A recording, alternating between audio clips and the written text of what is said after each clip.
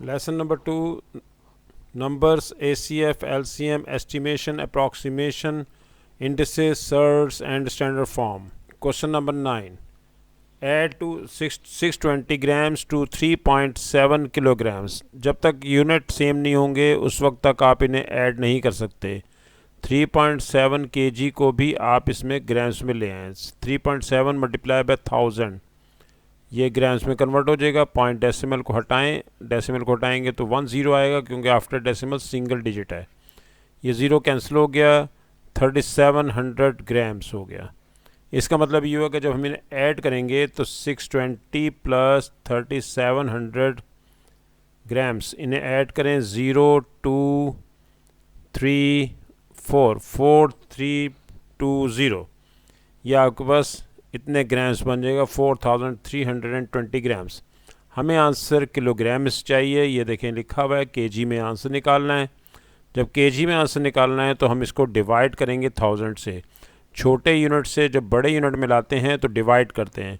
अब 1 2 3 3 डिजिट्स के बाद डेसिमल लगाना है. 1 2 3 यहाँ पर इसके बाद डेसिमल आएगा 4.320 4.320 4.320 kg. ये हमारे पास आंसर आ गया इसका. नेक्स्ट क्वेश्चन पार्ट है इसका same question, part number 2, part B. वो कहता है write down the following numbers in order of size. तो सबसे पहले 3 पावर 1 है तो ये 3 पावर 1 तो 3 ही होगा. 3 पावर -1 मीन्स 1/3. इसको पावर को प्लस करने के लिए नीचे ले आएंगे 3 को. 1/3 1/3 ये आएगा आपके पास एंड सो ऑन. नेक्स्ट है आपके पास है -1 रेज़ टू दी पावर 3. अगर -1 पावर ऑड हो तो वो -1 ही रहता है. 3 पावर नॉट, जिसकी भी पावर 0 होगी वो आंसर 1 होता है. चाहे वो 1000 पावर 0 हो, आंसर उसका 1 ही होगा. आंसर 1 होगा. अब देखें इसमें सबसे स्मॉलेस्ट जो होगी हमेशा नेगेटिव वाली वैल्यू सबसे स्मॉलेस्ट होती है. तो इसलिए -1 raise to the power 3. Answer ये लिखना है आपने, आंसर ये नहीं लिखने. तो इसमें ये कहा जा रहा है कि सीक्वेंस में लिखना है. तो सबसे पहले आपको इसको नंबर 1 देना पड़ेगा. इसके बाद सेकंड होगा आपका 1/3 यानी कि 3 पावर -1 वाली वैल्यू. ये इससे नेक्स्ट पे आ रहा है. फिर नेक्स्ट आपके पास है 1 यानी कि 3 पावर नॉट 3 नॉट. और लास्ट वाली है 3 पावर 1 यानी कि 3. ये आपका असेंडिंग ऑर्डर में आ गया आंसर. और यही आंसर जो है वो आपको यहाँ दे रखा है. देखें ये आंसर और ये फर्स्ट का आंसर पार्ट ए का और पार्ट बी दोनों आंसर हमारे पास आ गए हैं. नेक्स्ट क्वेश्चन है क्वेश्चन नंबर 10. क्वेश्चन नंबर 10 में वो कह रहा है कि पी और क्यू आपके पास गिवन है. आपने क्या करना है, आपने पी ओवर क्यू निकालना है. पी को क्यू से डिवाइड करना है. पी डिवाइडेड बाय क्यू का आंसर निकालना है. P divided by Q. Value of P लिखेंगे 4 × 10⁵ और वैल्यू ऑफ क्यू लिखेंगे 8 × 10⁶. अब हमें ये तो पता है, पहले ये तो काम कर देते हैं. 4 1 4 4 2 8 और 1/2 रह गया इंटू 10⁻. हमें एक इंडिसेस रूल पता है कि x power a divided by x power b. अगर दो आपके पास एक्सपोनेंट डिवाइड हो रहे हैं तो इन्हें सब्ट्रैक्ट कर देंगे पावर्स को. x को बेस को 1 टाइम लिखेंगे. इसी तरह से अगर ये मल्टीप्लाई होते हैं तो इनकी पावर्स हम ऐड करते हैं. 1 टाइम लिखेंगे x और a + b हो जाएगा. जबकि डिवाइड हो तो सब्ट्रैक्ट करते हैं. तो अब यहाँ पर भी कुछ यही केस बन रहा है. 10 पावर 5 है डिवाइड बाय 10 पावर 6 है तो 5 - 6 कर देंगे.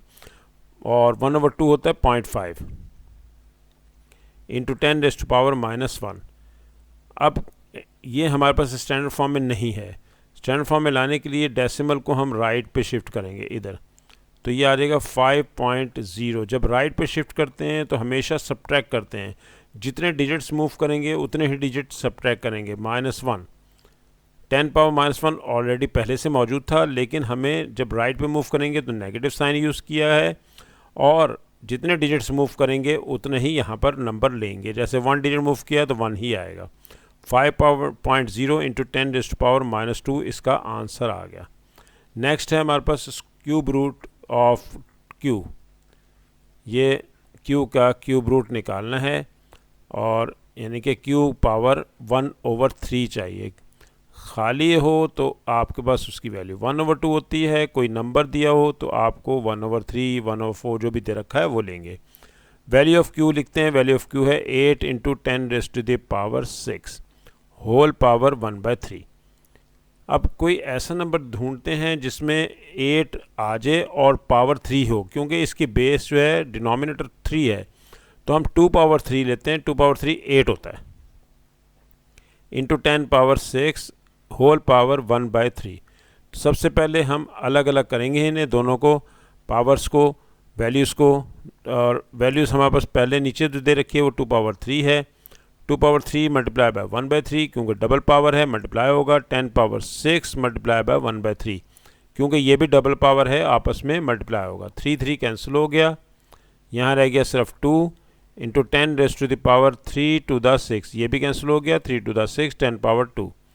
आंसर आपको स्टैंडर्ड फॉर्म में देना था, ये स्टैंडर्ड फॉर्म ही है, तो आंसर आ गया आपका। नेक्स्ट है पार्ट बी।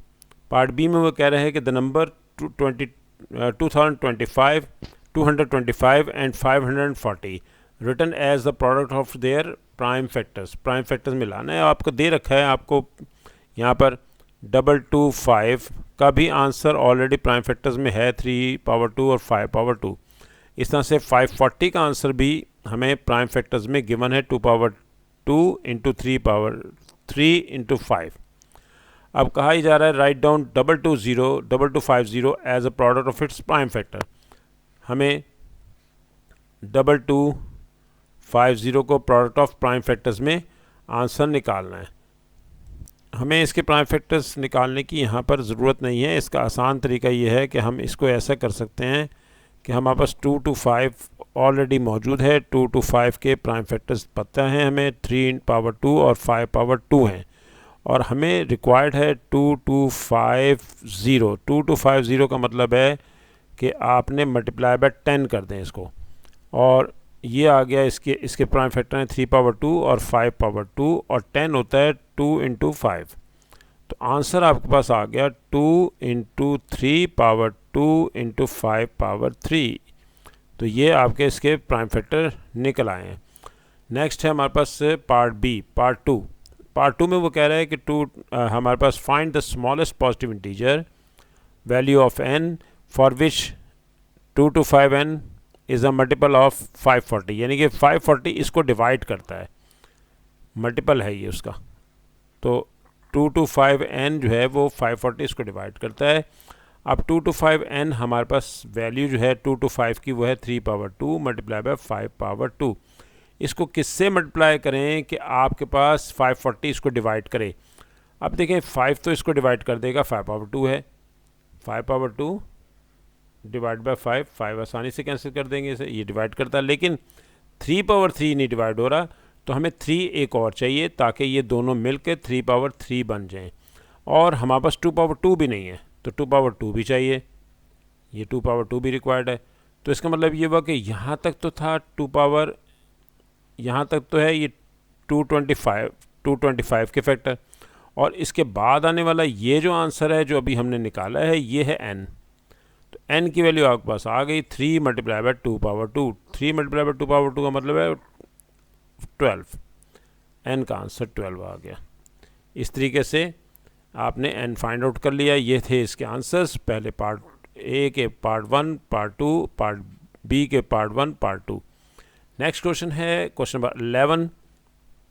क्वेश्चन नंबर 11 में वो कह रहा है कि estimate the value correct to one significant figure.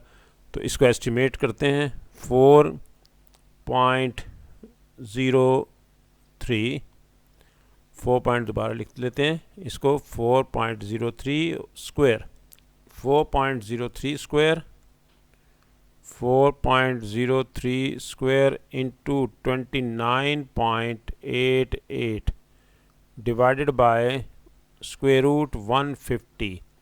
Individually इसको डील करते हैं। पहले 4.03 वन सिग्निफिकेंट फिगर पे लाना है, तो ये 4 ही आएगा सिर्फ, क्योंकि डेसिमल के बाद हम डेसिमल के बाद कुछ भी डिजिट नहीं लगाते, ना ज़ीरो नहीं लगाएंगे, सिर्फ 4 आ जाएगा। नेक्स्ट है आपके पास है 29.88, इसे भी वन सिग्निफिकेंट फिगर पे लाते हैं, और ये मोर देन 5 है, 5 से बड़ा है, इसलिए 1 इसमें ऐड कर देंगे, ये बन जाएगा 3 और इसकी जगह पे हम 0 यूज़ करेंगे क्योंकि ये बिफोर डेसिमल है, इसलिए हम 30 आ गया हमारे पास। अब नेक्स्ट है 150। 150 स्क्वायर रूट है। 150 में आप इसमें 1 सिग्निफिकेंट फिगर मिलाएं, ये 5 हो या मोर देन 5 हो, आपने 1 इसमें ऐड करना होता है।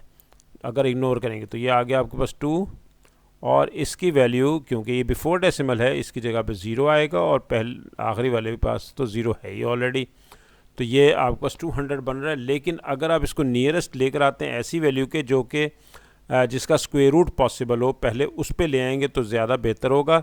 जैसे 150 के नियरेस्ट हमारे पास 144 है जिसका स्क्वायर रूट पॉसिबल है।